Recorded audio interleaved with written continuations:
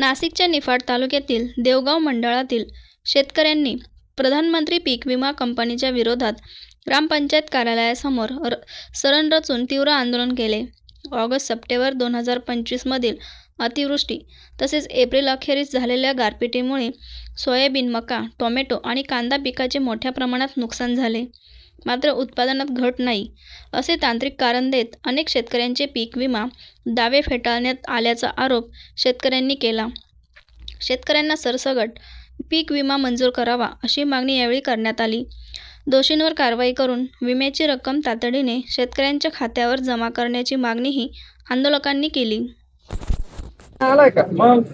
खरं तर निफाड तालुक्यातील देवगाव सर्कलच नव्हे तर पूर्ण जिल्ह्यात, पूर्ण महाराष्ट्रामध्ये जे पीक कापणी प्रयोगाची ज्या स्केल लावलं आहे ते पूर्णतः चुकीचं आहे.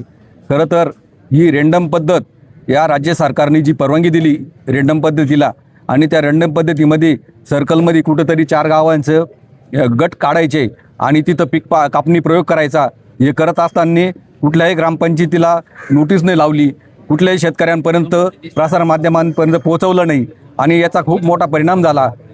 मागील वर्षी खरं तर 90% आमच्या सर्कलमध्ये शेतकऱ्यांचं नुकसान झालं आणि ते नुकसान होत असताना प्रशासनाने सरकारी मदत पण दिली, परंतु पीक कंपन्यांनी आजपर्यंत त्या पीक कापणी प्रयोगामध्ये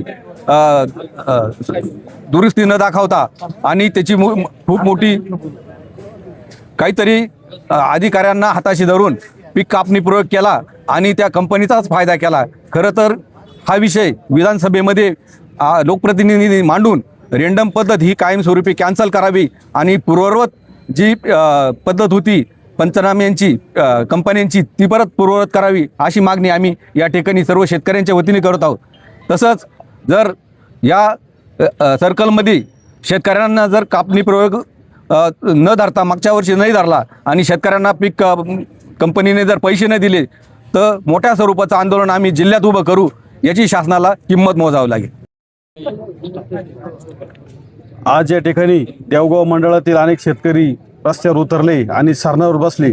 तर त्याचं कारण असं आहे की मागच्या वर्षी शेतकऱ्यांनी त्यांच्या घामाच्या पैशातून पीक विमा उतरवला होता. खरीपाच्या हंगामात असेल, रब्बीच्या हंगामात असेल, ते सोयाबीन असेल, मका असेल, कांदे असतील, या पिकाचे या ठिकाणी दरवर्षी नुकसान होतं आणि यातून कुठेतरी आपल्याला 2 रुपये काहीतरी आधार मिळेल म्हणून शेतकरी काडीमोड करून पीक विमा काढतो. आणि अशा परिस्थितीत मागच्या वर्षी या ठिकाणी फार मोठा घोटाळा या पीक विमा कंपनीने केलेला आहे. ही शेतकऱ्यांचं नुकसानच नाकारलं आहे. ते का तर त्यांनी गोंडस नाव दिलं आहे पीक कापणी प्रयोग. या पीक कापणी प्रयोगाचा जो प्रयोग आहे हा प्रयोगच झाला नाही, त्यांचा प्रयोग फक्त कागदावरच झाला, शेतकऱ्याच्या वावरामध्ये तो प्रयोगच झाला नाही.